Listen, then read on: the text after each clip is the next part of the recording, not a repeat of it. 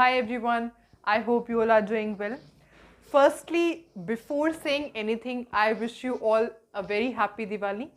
ठीक है, I just wish कि आप अपने फ्यूचर में बहुत ज़्यादा एक सक्सेसफुल इंसान बने और बहुत ज़्यादा हार्ड वर्क करें, ठीक है, और जो भी आप कॉम्पिटिटिव लेवल के एग्ज़ाम की तैयारी कर रहे हैं वो आपका जितनी जल्दी हो उतनी जल्दी क्लियर हो जाए. तो all the very best for your future. And अब स्टार्ट करते हैं जो आज का हमारा टॉपिक है. आज हम सॉल्ट हाइड्रोलाइसिस के बारे में बात करने वाले हैं. ठीक है, तो सॉल्ट हाइड्रोलाइसिस को हम इस वीडियो में कंप्लीट नहीं कर पाएंगे because it is a very big topic. ठीक है, तो आज हम दो ही सॉल्ट्स के बारे में डिस्कशन करने वाले हैं. सबसे पहले ये सीखेंगे कि सॉल्ट हाइड्रोलाइसिस होता क्या है. ठीक है, और सॉल्ट्स के जो डिफरेंट सॉल्ट्स होते हैं उनके केस में पीएच को कैसे कैलकुलेट किया जाता है, हाइड्रोलाइसिस कांस्टेंट क्या होता है, डिग्री ऑफ हाइड्रोलाइसिस क्या होती है, वो सब हम इस वीडियो में कवर करने वाले हैं. तो करते हैं स्टार्ट विद दिस वीडियो. तो करते हैं स्टार्ट विद सॉल्ट हाइड्रोलाइसिस. देखो, सबसे पहले इस वर्ड का मतलब समझते हैं. सॉल्ट हाइड्रोलाइसिस का मतलब, देखो, लाइसिस वर्ड का मतलब होता है break down. Lysis means break down. और हाइड्रो वर्ड किससे रिलेटेड है? Hydro word is related with water. तो सॉल्ट हाइड्रोलाइसिस का मतलब क्या? सॉल्ट का break down in the presence of water, उसे हम क्या कहते हैं? Salt hydrolysis.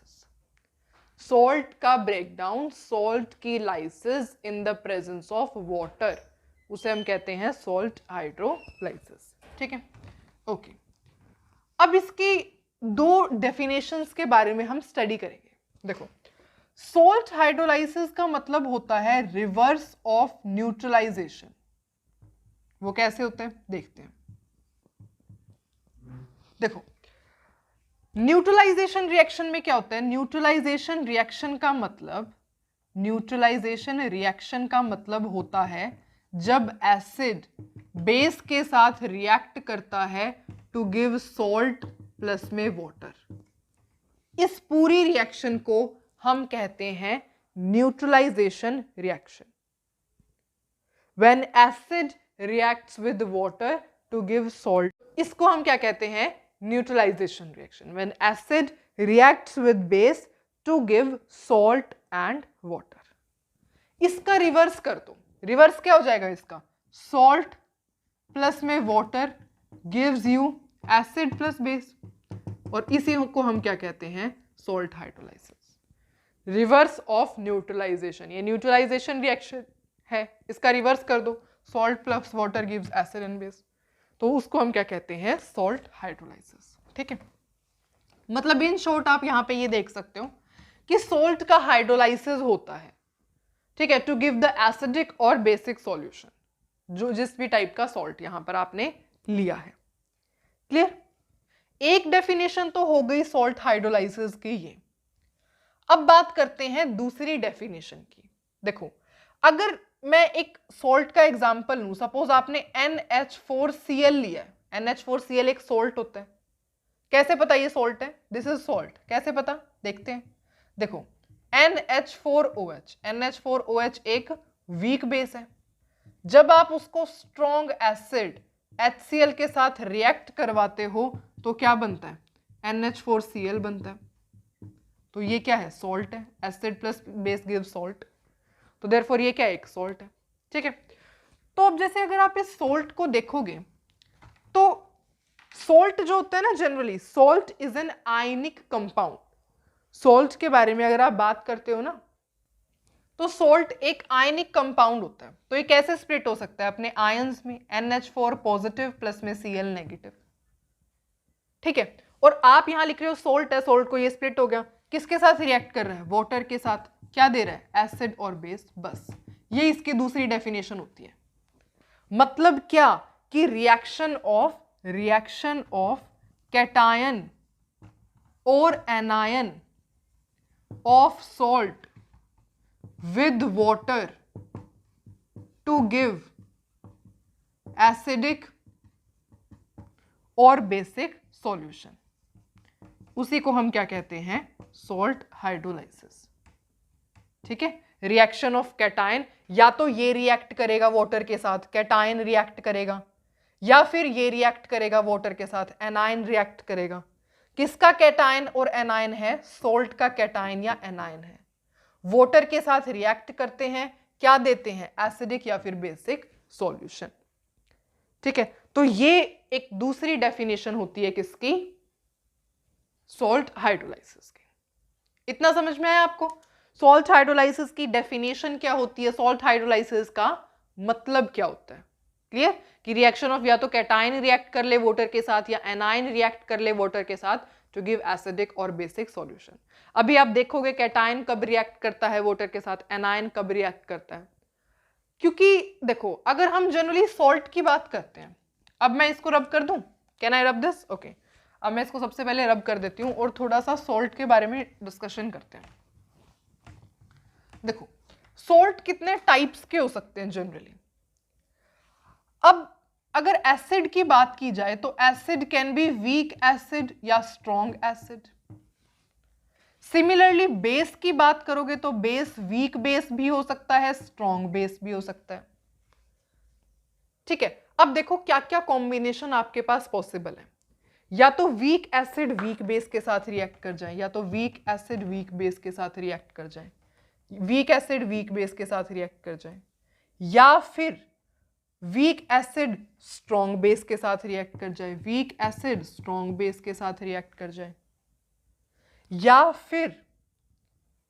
फिर क्या हो सकता है, स्ट्रॉन्ग एसिड वीक बेस के साथ रिएक्ट कर जाए, स्ट्रॉन्ग एसिड वीक बेस के साथ रिएक्ट कर जाए, या फिर क्या हो सकता है, स्ट्रॉन्ग एसिड स्ट्रॉन्ग बेस के साथ रिएक्ट कर जाए।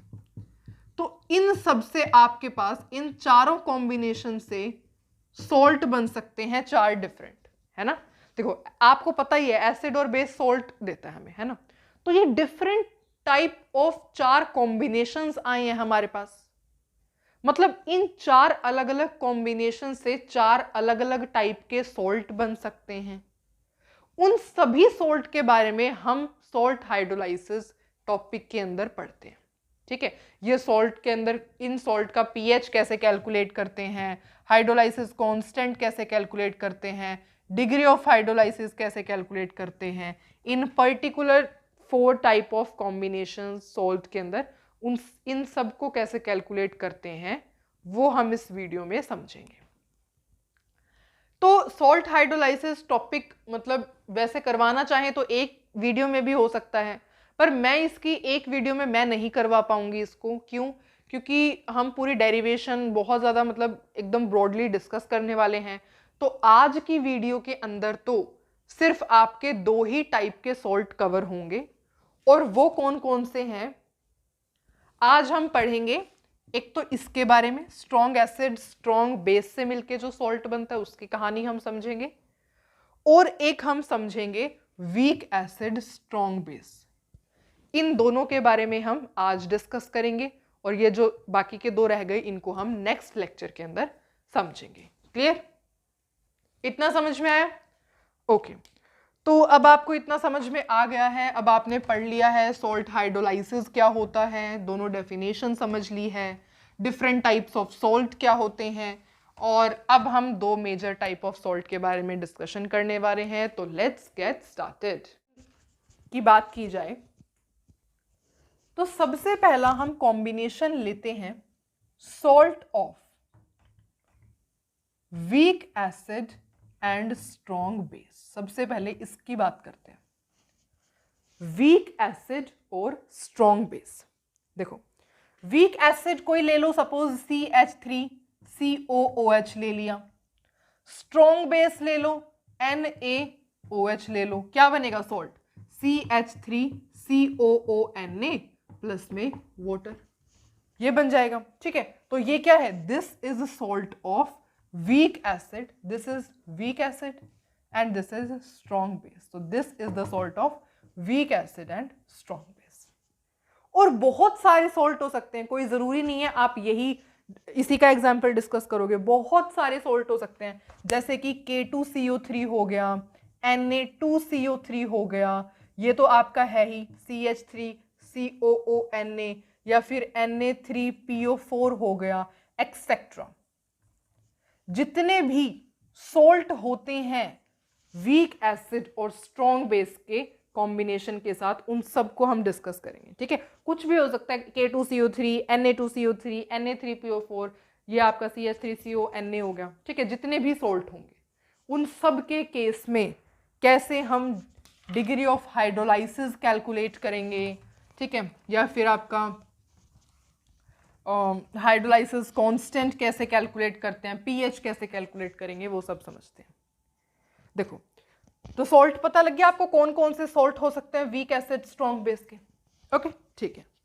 तो अब हम एक सिंपलेस्ट एग्जांपल देखते हैं, CH3COONA। आपने अभी देखा कि CH3COONA किसका सॉल्ट होता है, वीक एसिड स्ट्रॉन्ग बेस का कॉम्बिनेशन का सॉल्ट है।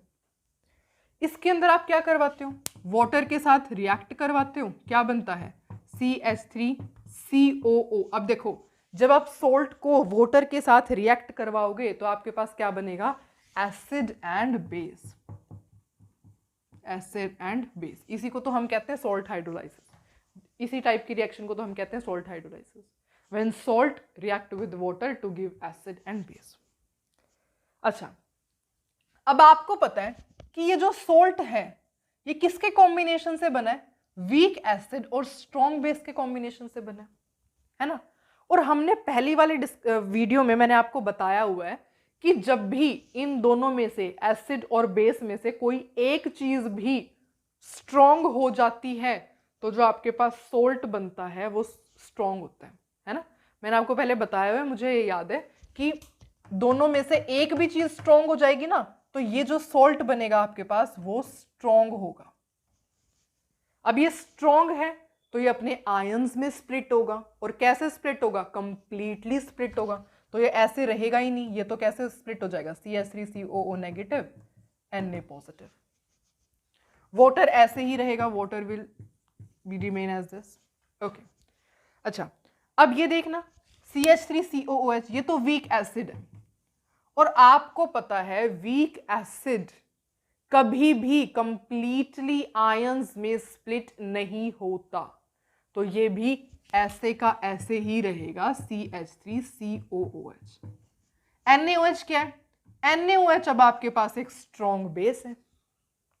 अब आपको पता है स्ट्रॉन्ग बेस क्या करता है, strong base will completely dissociate into its ions. तो अब आपने कुछ नहीं किया है, आपने क्या करवाया है, जो आपके पास स्ट्रॉन्ग चीजें थी आपने उन्हें आयंस में स्प्लिट करके दिखाया है।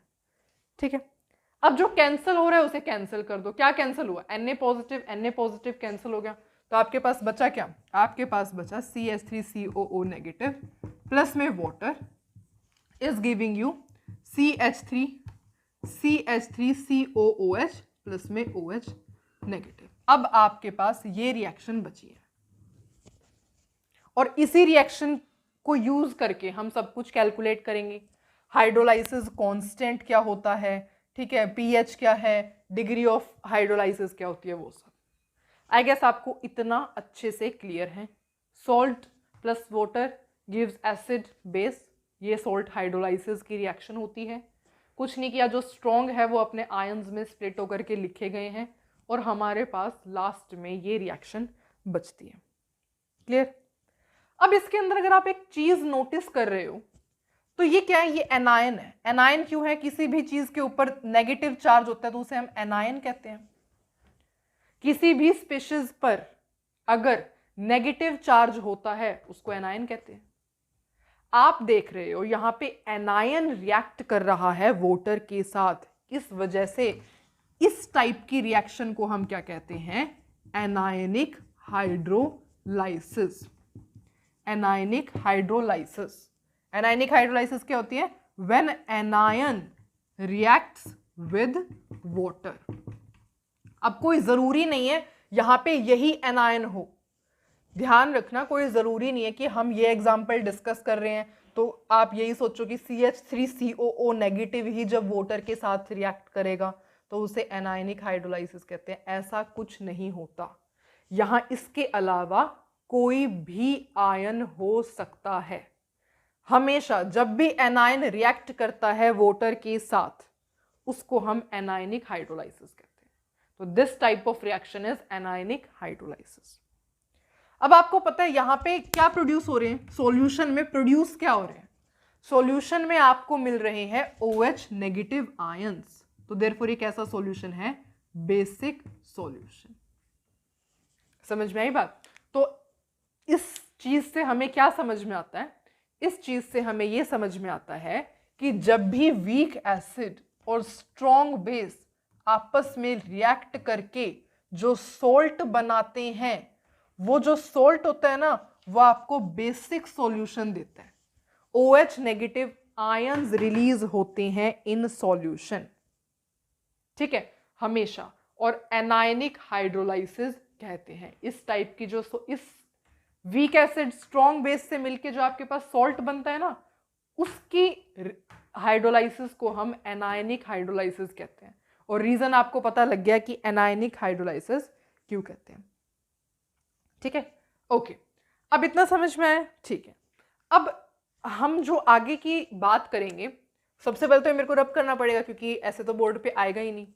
अब मैं ना इसको ऐसे कंसीडर करूंगी, let A is equals to CH3COO negative.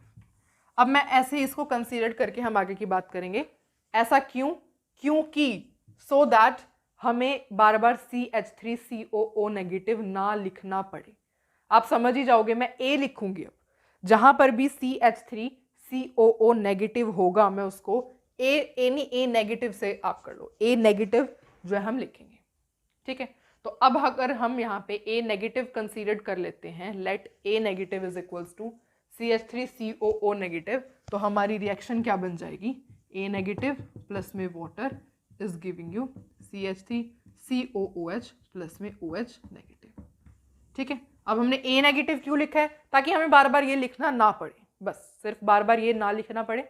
आप समझ ही जाओगे कि A नेगेटिव का क्या मतलब है, यही मतलब है फॉर दिस रिएक्शन, ठीक है। ओके, तो अब हमारे पास ये रिएक्शन है। अब हम आगे इस रिएक्शन के साथ प्रोसीड करेंगे।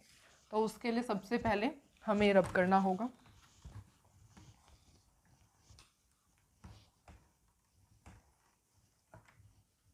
A negative can be any anion, ठीक है, कोई भी एनायन आप यहां पे ले सकते हो।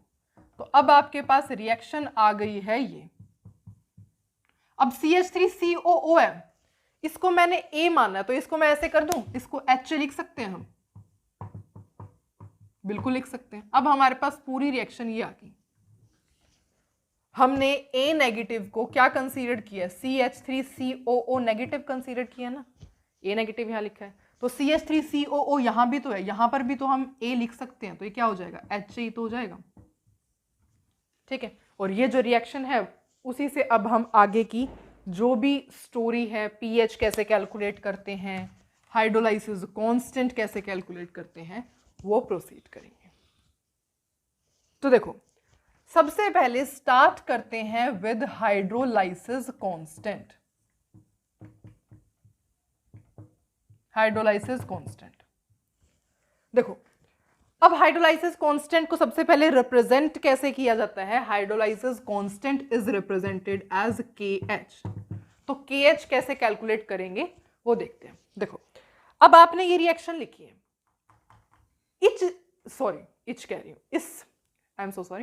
इस रिएक्शन के लिए, फॉर दिस रिएक्शन अगर आपको किसकी वैल्यू कैलकुलेट करने के लिए कहा जाए, KH की वैल्यू कैलकुलेट करने के लिए कहा जाएगा, मतलब कि KH ये क्या हो जाएगा, कांस्टेंट एट इक्विलिब्रियम, है ना।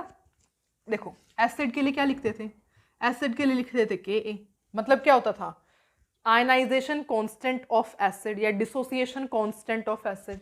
Kb लिखते थे, Kb क्या होता था, आयनाइजेशन या डिसोसिएशन कांस्टेंट ऑफ बेस, है ना।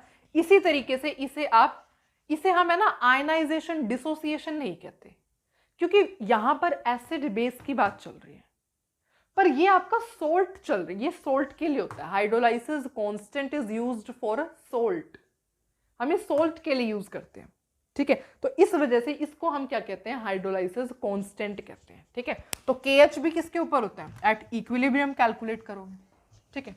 अब KH की वैल्यू कैलकुलेट करना, यहां पे क्या हो जाएगा, प्रोडक्ट की कंसंट्रेशन इनटू ये भी प्रोडक्ट है इसकी कंसंट्रेशन डिवाइड बाय में रिएक्टेंट की कंसंट्रेशन। अब यहाँ वोटर मत लिख देना प्लीज, हम इतनी सी चीजें डिस्कस कर चुके हैं, अब आप वोटर लिखने की गलती यहाँ नहीं करोगे।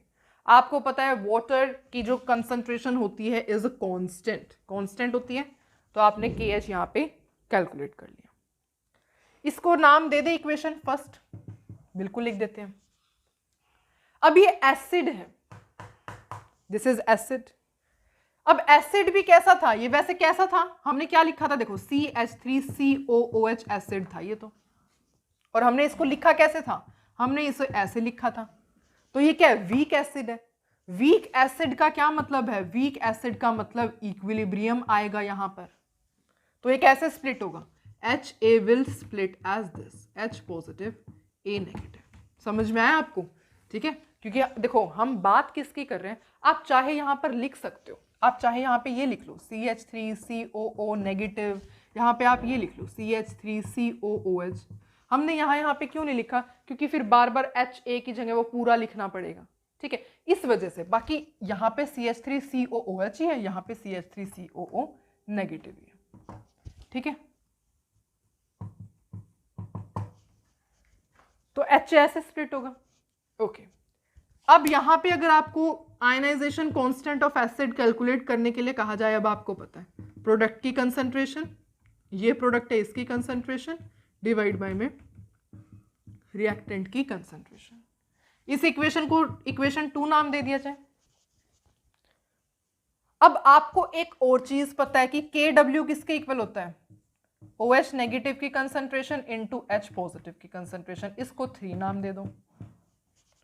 अब आप एक काम कर दो बस, वो क्या है, फर्स्ट इक्वेशन और सेकंड इक्वेशन को मल्टीप्लाई कर दो, डिवाइड कर दो पूरे के थर्ड इक्वेशन से, बस जो आंसर आएगा वो आपका KH हो जाएगा।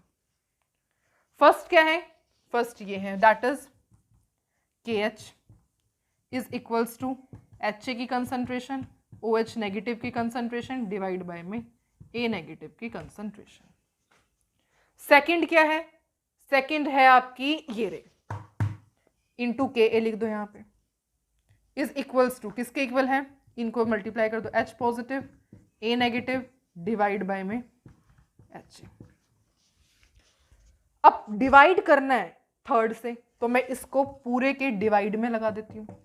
यहां पे नीचे क्या आ जाएगा, KW आ जाएगा, है ना, KW यहां पे डिवाइड, और यहां डिवाइड में क्या है, OH नेगेटिव की कंसंट्रेशन H पॉजिटिव की कंसंट्रेशन। बस अब आपको इसको सॉल्व करना है, वो आप इजीली सॉल्व कर सकते हो। देखो HA से HA कैंसिल, A नेगेटिव से A नेगेटिव कैंसिल, इसको यहां अच्छे से करके लिखोगे तो इसका क्या मतलब है, इसका मतलब यही है, कैमरे में दिख तो रहा है ना, हाँ। H पॉजिटिव से H positive cancel, OH negative से OH नेगेटिव कैंसिल, बचा ही क्या, यहां पर कुछ भी नहीं बचा, 1 के इक्वल आया है, सब के सब यहां पर कट चुके हैं, कैंसिल हो चुके हैं, है ना। तो किसके इक्वल आ गया, 1 के इक्वल आ गया। मैं डायरेक्ट यहां पे 1 लिख दूं, हम डायरेक्ट यहां पे 1 लिख देते हैं, इज इक्वल्स टू 1। अब आपको क्या चाहिए, आपको तो KH चाहिए, तो बस इसको अच्छे से थोड़ा अच्छे से ही लिखना है, बस सिर्फ मॉडिफाई करके। KH किसके इक्वल हो जाएगा, that is KW divide by में KA के इक्वल हो जाएगा। और यही क्या होता है, this is your hydrolysis constant for this particular type of salt, ठीक है। तो जब भी आपको देखो ये जो आप ये है ना, अभी ये हम हर एक सॉल्ट के लिए यूज करने वाले हैं, यही ट्रिक, फर्स्ट को सेकंड से मल्टीप्लाई करके डिवाइड बाय थर्ड करके, ठीक है। आपके जो मेन काम में आने वाली है वो आने वाला है ये फॉर्मूला, कि क्योंकि आप एग्जाम में पूरी डेरिवेशन को डिराइव करके ये फॉर्मूला यहां तक नहीं पहुंचोगे, आपको समझ में आ गया। वैसे भी इतना कुछ खास है ही नहीं, ये इक्वेशन लिखो, KH कैलकुलेट करो, KA कैलकुलेट करो, KW करो, फर्स्ट सेकंड को मल्टीप्लाई करो, डिवाइड बाय थर्ड करो, KH की वैल्यू आ जाएगी, ठीक है। पर आपको ये फॉर्मूला लर्न होना इंपॉर्टेंट है, क्यों, क्योंकि इसी के बेसिस पे आपके कॉम्पिटिटिव लेवल के एग्जाम्स के क्वेश्चन सॉल्व होने वाले हैं, ठीक है। क्योंकि फॉर्मूला यूज करोगे, डेरिवेशन तो लिखोगे नहीं, है ना। हाँ, पर अगर बोर्ड के केस में अगर आपको आए तो हाँ, उस केस में आपको डिराइव करना आ सकता है, तो उस केस के लिए this derivation is quite important, पर ये फॉर्मूला बहुत ज़्यादा इंपॉर्टेंट है। तो अब हमने क्या निकाला है, सबसे पहले हमने कैलकुलेट किया के एच को, that is equals to K W divide by K A. Is it clear? Okay, तो this is the hydrolysis constant for this particular type of salt. I hope आपको इतना समझ में आया। Very good. अब हम बात करते हैं डिग्री ऑफ हाइड्रोलाइसिस की। सेकंड हम बात करेंगे डिग्री ऑफ हाइड्रोलाइसिस। देखो, अगर पहले की बात की जाए तो अब तक आपको पता है कि degree of hydrolysis, sorry hydrolysis नहीं, degree of ionisation, degree of dissociation को हम अल्फा से रिप्रेजेंट करते आए हैं, है ना। पर डिग्री ऑफ हाइड्रोलाइसिस को हम कैसे रिप्रेजेंट करते हैं? It is represented by H. H से रिप्रेजेंटेशन होती है डिग्री ऑफ हाइड्रोलाइसिस की, ठीक है। वैसे डिग्री ऑफ हाइड्रोलाइसिस का फॉर्मूला बताना क्या होता है, सॉरी मतलब आपने डिग्री ऑफ हाइड्रोलाइसिस तो हम अभी पढ़ रहे हैं, पर डिग्री ऑफ आयनाइजेशन की तो आपको पता ही है डेफिनेशन, उसको थोड़ा मॉडिफाई करके यहां लिख दो। देखो इसका क्या बनेगा, दैट इज सॉल्ट के लिए है तो number of moles of salt hydrolyse, कितने मोल्स सॉल्ट के हाइड्रोलाइज हुए हैं, number of moles of salt hydrolyse divide by में कितने टोटल मोल्स थे, total number of moles of salt taken, कितने आपने सॉल्ट लिए थे, सॉल्ट के मोल्स लिए थे, बस, ठीक है। डेफिनेशन कोई जरूरी नहीं है, ठीक है, बस आपको पता होना चाहिए कि जैसे आपने वहां पे degree of ionisation, degree of dissociation की डेफिनेशन पढ़ी थी, सेम बिल्कुल एज इट इज है, सिर्फ सोल्ट का फर्क है। क्लियर, समझ में आया? ओके, तो अब हम मेन काम डिस्कस करते हैं जो कि क्या है, डिग्री ऑफ हाइड्रोलाइसिस। देखो मेन इक्वेशन लिखी गई है, इसी को यूज करके हमने आगे का काम करना है। इस इक्वेशन को थोड़ा लिखते हैं, थोड़ा क्या पूरा ही लिखना पड़ेगा, we have to write it completely. तो ये हमने लिखा, वही इनिशियल क्या होगा, मोल्स की बात कर रहे हैं तो पहले इनिशियल क्या था, इक्विलिब्रियम पे क्या था, जो मुझे सबसे बोरिंग काम लगता है सीरियसली। मतलब इन क्वेश्चंस में ना एक्चुअली टाइम बहुत ज्यादा कंज्यूम होता है। यहाँ पे इनिशियल आपको पता है, सपोज हम सी कंसंट्रेशन ले लेते हैं, इसकी कंसंट्रेशन सी थी, तो यहाँ जब तक रिएक्शन स्टार्ट नहीं हुई होगी तो प्रोडक्ट बना नहीं होगा। एट इक्विलिब्रियम पे क्या हुआ होगा, इसकी कंसंट्रेशन डिक्रीज की होगी, वहां क्या लिखते थे, वहां हम लिखते थे जैसे 1 माइनस अल्फा, है ना। यहाँ पे क्या है, डिग्री ऑफ हाइड्रोलाइसिस है तो क्या लिखोगे, C इंटू 1 माइनस एच। यहाँ पे क्या प्रोड्यूस हो रहा होगा फिर, CH इसके, CH इसके। समझ में आया इतना? ओके, अब कुछ मत करो, KH की वैल्यू बता दो बस, वही आपकी hydrolysis, sorry degree of hydrolysis वहीं से आ जाएगा आपका। KH कैसे होगा, प्रोडक्ट की कंसंट्रेशन CH, प्रोडक्ट ये भी है CH, यहां भी लिखो, डिवाइड बाय में रिएक्टेंट क्या है ये, इसकी कंसंट्रेशन क्या है, C into 1 minus H. Water की हम लेंगे नहीं, क्यों, क्योंकि वाटर की कांस्टेंट होती है, यूनिटी होती है ना, यूनिटी मतलब 1, वाटर की कंसंट्रेशन इज 1, ठीक है। तो अब बस इसको सॉल्व कर लो। अब आपको पता है कि जो H होता है is very very small than 1, है ना। कितने मोल्स उसके हाइड्रोलाइज हुए होंगे सॉल्ट के, मतलब जो पूरा फ्रैक्शन होगा टोटल सॉल्ट का जो हाइड्रोलाइज हुआ होगा, that will be less than 1, उसकी कंसंट्रेशन तो 1 से कम ही होगी। तो पुटिंग दीज, तो यहां पे हम ऐसे कह सकते हैं कि 1 minus H is approximately equal to 1, है ना। 1 में से कोई बहुत छोटी वैल्यू को सब्ट्रैक्ट करोगे तो 1 के ही इक्वल आने वाला है। आई एम सो सॉरी, ठीक है। तो यहां पे आप 1 के इक्वल लिख सकते हो, बिल्कुल लिख सकते हैं। तो बस कैंसिल करो, दैट इज C से C कैंसिल, यहाँ क्या हो जाएगा, C इंटू एच स्क्वायर, बस यही हो जाएगा। और एक किसके इक्वल आया, that is equals to KH। क्या ये फॉर्मूला है? नहीं, आपको तो H की वैल्यू निकालनी है, बस H निकाल लो। H क्या है यहाँ पर, H is equals to KH divide by C का under root. This is the formula to calculate degree of hydrolysis. Very simple है ना, कुछ भी नहीं करना इसमें। तो आपको इतने क्वेश्चन आप सॉल्व करके आए हो, अब इसमें तो दिक्कत नहीं होनी चाहिए। इनिशियल क्या है, इक्विलिब्रियम क्या है, KH कैसे कैलकुलेट करोगे, है ना। कुछ भी नहीं है, सिंपल है। इनिशियल आपने कंसंट्रेशन C ली थी, जब तक रिएक्शन स्टार्ट नहीं हुई थी तब तक कोई प्रोडक्ट नहीं बना था।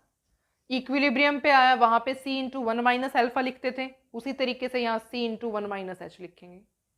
वहां C अल्फा मतलब C तो नहीं, ठीक है, यहाँ पे CH हो जाएगा।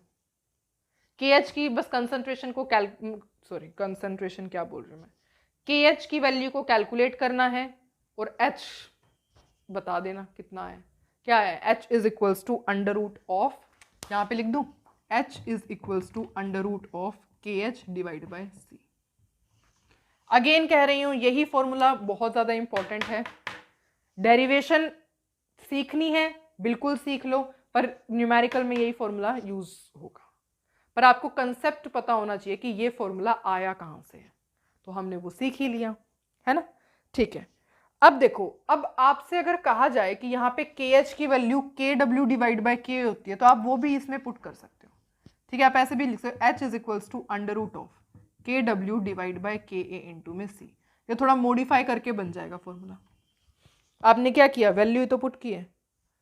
KH किसके इक्वल है, KW divide by KA, KW divide by KA लिख दिया KH की जगह, बस बात खत्म। ठीक है, तो ये आप इस तरीके से भी फॉर्मूला यूज कर सकते हो। इतना समझ में आया, ओके। अब इस सॉल्ट से रिलेटेड पीएच कैसे कैलकुलेट करते हैं ये देखते हैं। ओके, तो अब बात करेंगे थर्ड पॉइंट पर, पीएच की। पीएच कैसे कैलकुलेट किया जाता है, सेम यही आपकी इक्वेशन रहने वाली है।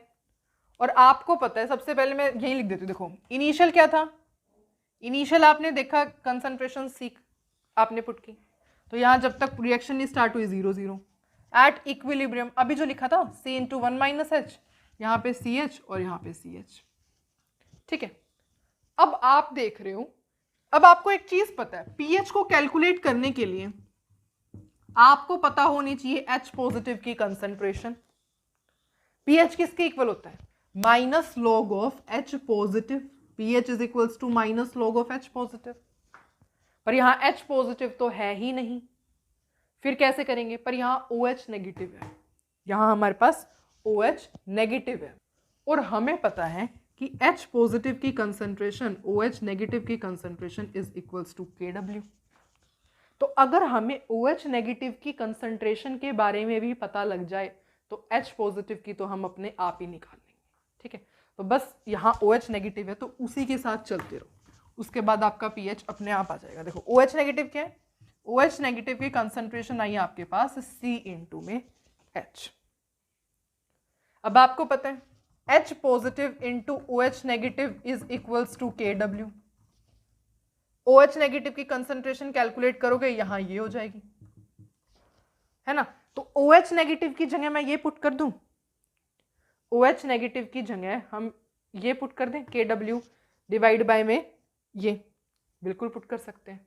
ठीक है, तो बस अब आप यही पुट कर दो, that is KW divide by में H positive is equals to C into में H। ठीक है, और यहां से थोड़ा H पॉजिटिव को अच्छे से करके लिखोगे तो H positive will be equal to CH divide by में KW।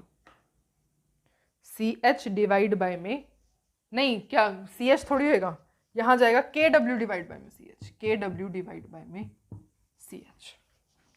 समझ तो आ रहा है ना आपको। देखो OH नेगेटिव की कंसंट्रेशन क्या थी, CH।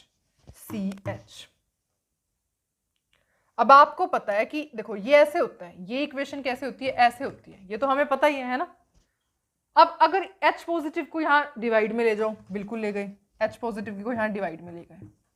अब क्या करो, OH नेगेटिव इसके इक्वल है तो OH नेगेटिव की जगह हमने ये पुट कर दिया।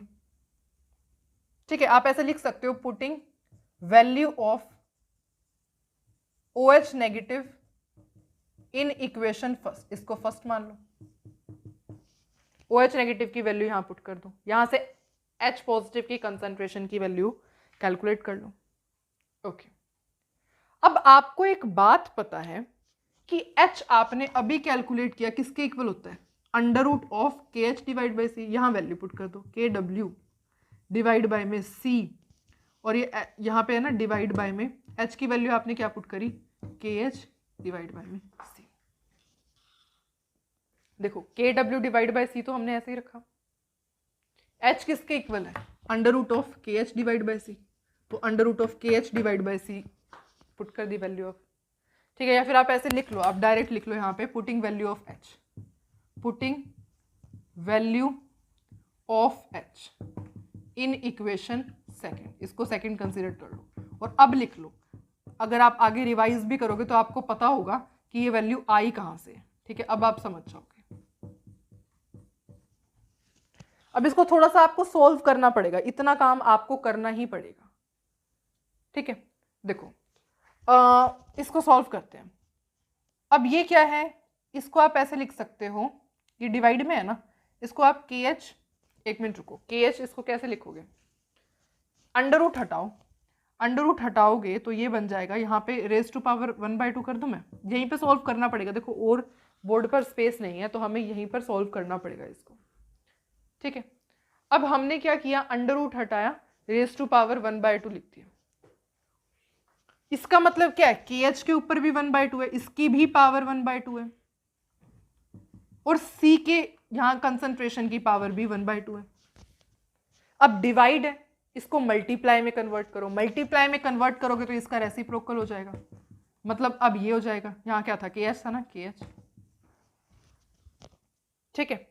अब ये क्या है, ये सी की पावर 1 है, ये हाफ है, तो what it will become, it will become कि यहां पे सी है ना, यहां पे इसको यहां ले जाऊं, इंटू सी -1।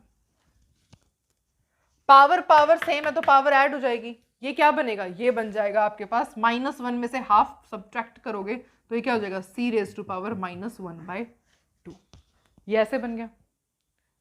अब हम क्या करते हैं, अब हम ना के एच की वैल्यू को पुट कर देते हैं, के डब्ल्यू डिवाइड बाई के ए।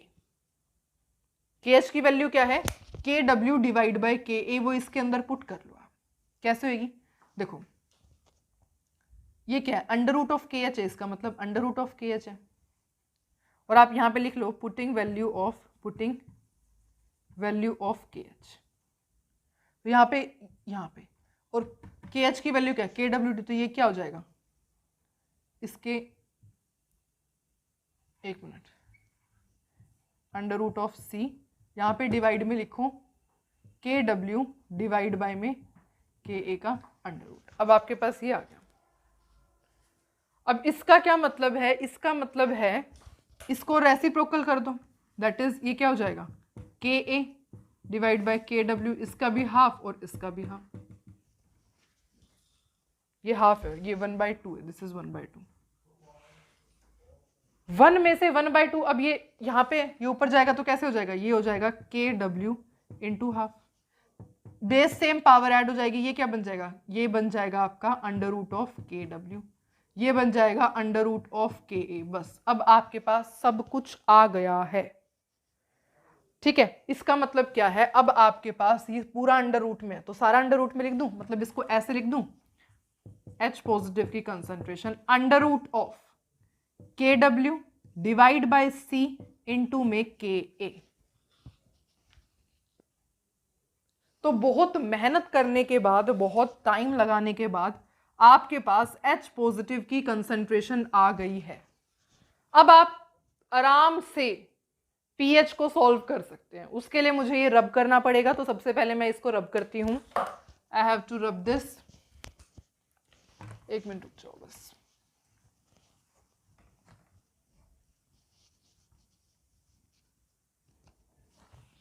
पीएच किसके इक्वल होता है, जो पीएच होता है, pH is equals to minus log of H positive की कंसंट्रेशन।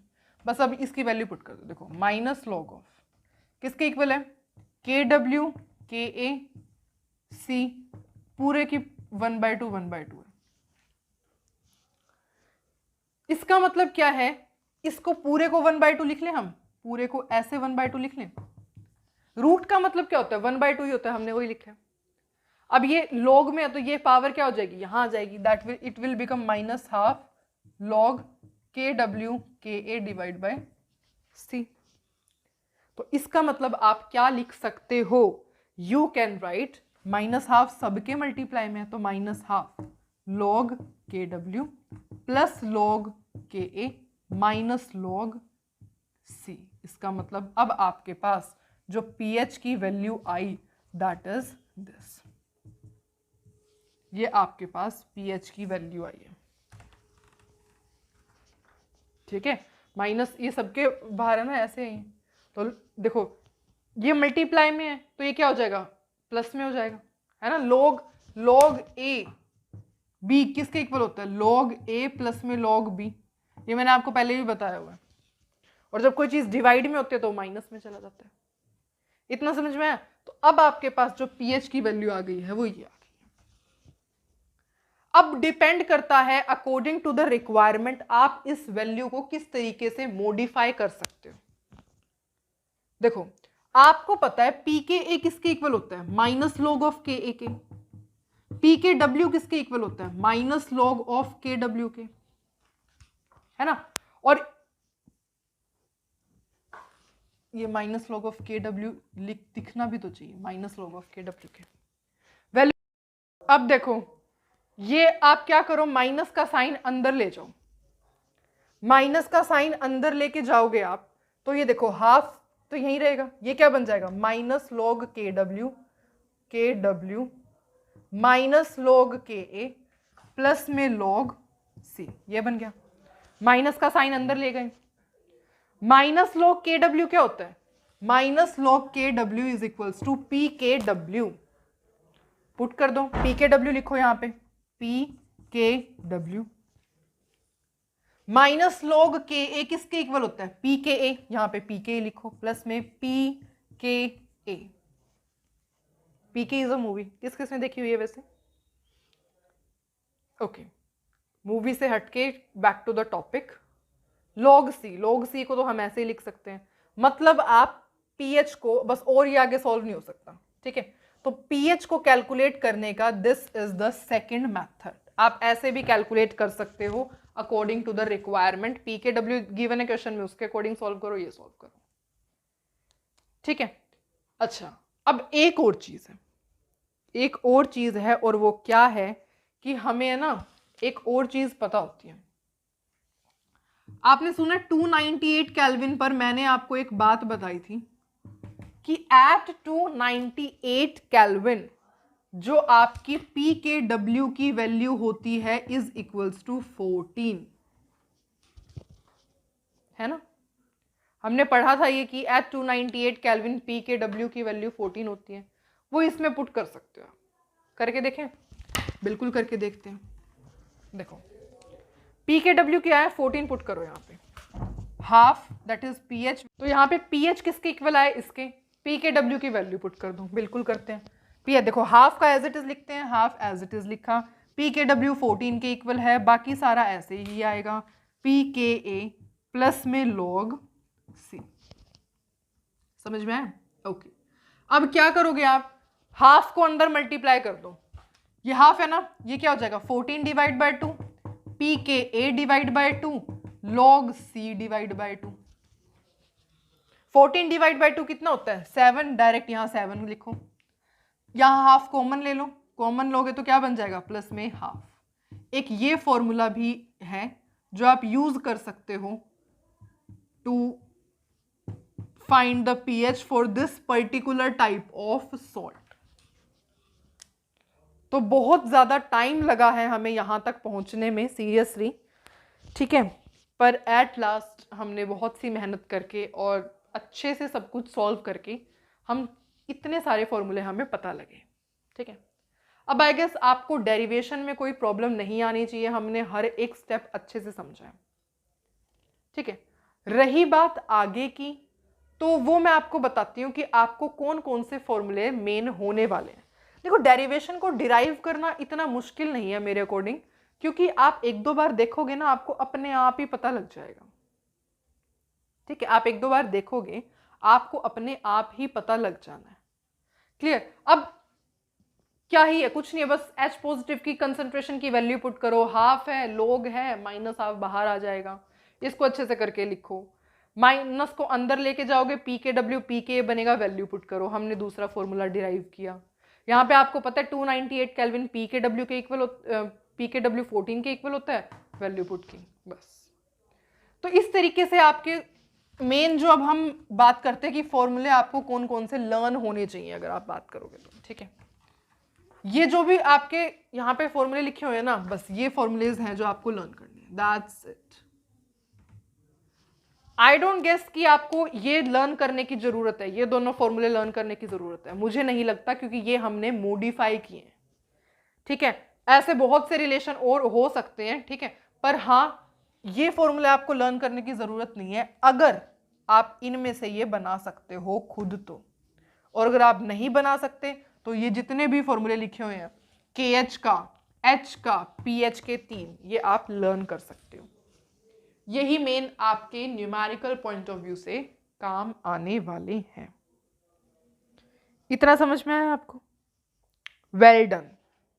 अब जो है हम salt of weak acid strong base के लिए आपने सीखा कि डिग्री ऑफ हाइड्रोलाइसिस को कैसे कैलकुलेट करते हैं, पीएच को कैसे कैलकुलेट करते हैं, और हाइड्रोलाइसिस कांस्टेंट को कैसे कैलकुलेट करते हैं। आपने ये भी सीख लिया कि कौन कौन से फॉर्मूलेज यूज किए जाते हैं टू कैलकुलेट ऑल दीज, है ना। तो अब आप वीक एसिड और स्ट्रॉन्ग बेस के सॉल्ट के बारे में डिस्कस कर चुके हो, ठीक है। अब हम सेकेंड कैटेगरी पर चलते हैं जो कि है salt of strong acid and strong base. Strong acid strong base से जो सॉल्ट बनते हैं, बेस्ट एग्जांपल जैसे NaCl। स्ट्रॉन्ग एसिड आप ले लो HCl, स्ट्रॉन्ग बेस आप ले लो NaOH। इनसे क्या मिलके बनेगा आपके पास? NaCl बनेगा, ठीक है। या फिर बहुत सारे और भी आप एग्जांपल ले सकते हो स्ट्रॉन्ग एसिड स्ट्रॉन्ग बेस के। अगर आपकी बात की जाए जैसे कि Na2SO4 हो गया, या फिर आपका KCl हो गया, या फिर आपका K2SO4 हो गया, या फिर आपका KNO3, NaNO3, ठीक है, नाइट्रेट, ग्रुप 1 के नाइट्रेट्स, ग्रुप 1 के सल्फेट्स, ठीक है, ये एक्सेट्रा जितने भी ये सब हैं जो कि स्ट्रॉन्ग एसिड स्ट्रॉन्ग बेस से बने होते हैं सॉल्ट, उनके केस की बात करते हैं कि उनके इन सॉल्ट्स के अंदर पीएच को, हाइड्रोलाइसिस कांस्टेंट को, डिग्री ऑफ हाइड्रोलाइसिस को किस तरीके से कैलकुलेट करना होता है।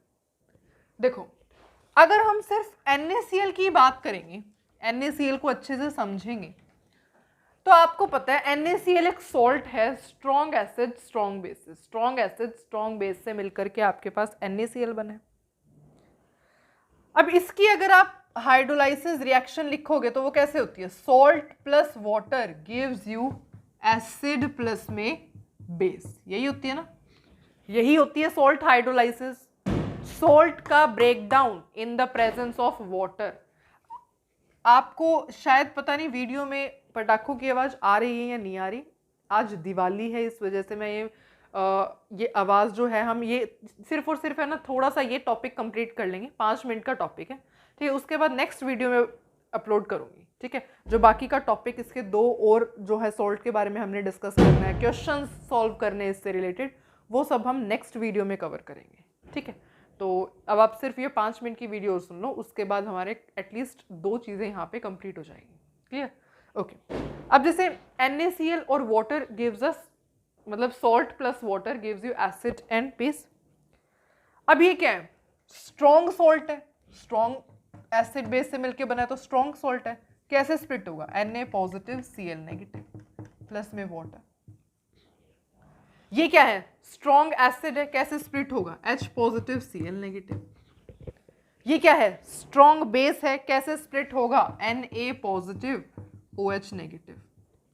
क्या कैंसिल हो रहा है? Na पॉजिटिव से Na positive cancel, Cl negative से Cl नेगेटिव कैंसिल, क्या बचा? Water is giving you H positive plus में OH नेगेटिव, आपके पास ये रिएक्शन बच गई है। और आप देख रहे हो इसके अंदर सिर्फ आयनाइजेशन हो रहा है, कोई हाइड्रोलाइसिस नहीं हो रहा, सिर्फ आयंस में स्प्लिटिंग हो रही है, देयर इज नो हाइड्रोलाइसिस। यहां हर एक स्टेप में कहीं पर भी हाइड्रोलाइसिस नहीं हो पा रहा। अब हाइड्रोलाइसिस ही नहीं हो रहा, इसका मतलब क्या है कि ऐसे सॉल्ट जो होते हैं उनका हाइड्रोलाइसिस नहीं होता। ठीक है, जो सॉल्ट होंगे आपके पास of strong acid strong base से मिलके जो बने होते हैं उनका कोई हाइड्रोलाइसिस नहीं होता, there is no hydrolysis of such salts. ठीक है, और आप देख रहे हो कि जो ये H पॉजिटिव OH नेगेटिव की कंसंट्रेशन है वो भी इक्वली है सॉल्यूशन में। तो जो सॉल्यूशन है वो ना आपका एसिडिक है ना बेसिक है, वो कंप्लीटली न्यूट्रल सॉल्यूशन बनेगा।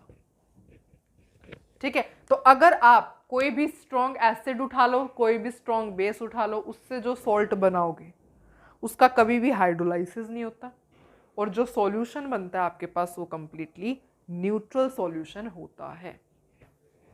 क्लियर? तो आज की वीडियो में देखो हमने मेन तो दो ही सॉल्ट के बारे में, सबसे पहले तो अगर स्टार्टिंग से मैं समझाऊं आपको, तो स्टार्टिंग में हमने सॉल्ट हाइड्रोलाइसिस की अच्छे से डेफिनेशन देखी, क्या डेफिनेशन होती है उसकी। उसके बाद हमने दो टाइप के सॉल्ट स्टडी किए। सबसे पहला सॉल्ट था हमारे पास weak acid strong base, weak acid strong base से मिलके जो सॉल्ट बनता है वो हमने देखा, और एक स्ट्रॉन्ग एसिड स्ट्रॉन्ग बेस से मिलके जो सॉल्ट बनता है उसकी कहानी देखी। दोनों की हमने ये स्टडी किया। ये तो हाइड्रोलाइसिस ही नहीं करता, लेकिन इसके अंदर पीएच कैसे कैलकुलेट करना है, केएच कैसे कैलकुलेट करना है, एच कैसे कैलकुलेट करना है, वो हमने सब सीखा। इनके फॉर्मूलेज लिखे। क्वेश्चंस हमने अभी तक प्रैक्टिस नहीं किए हैं, डोंट वरी, हम इस टॉपिक से रिलेटेड क्वेश्चंस प्रैक्टिस करेंगे।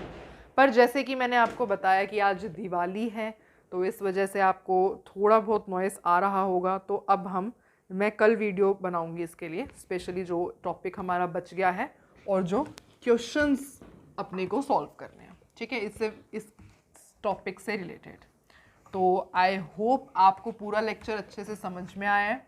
स्टिल आपको कोई डाउट हो, you can write in the comment section, and thank you so much for watching the video, and once again happy Diwali to all of you.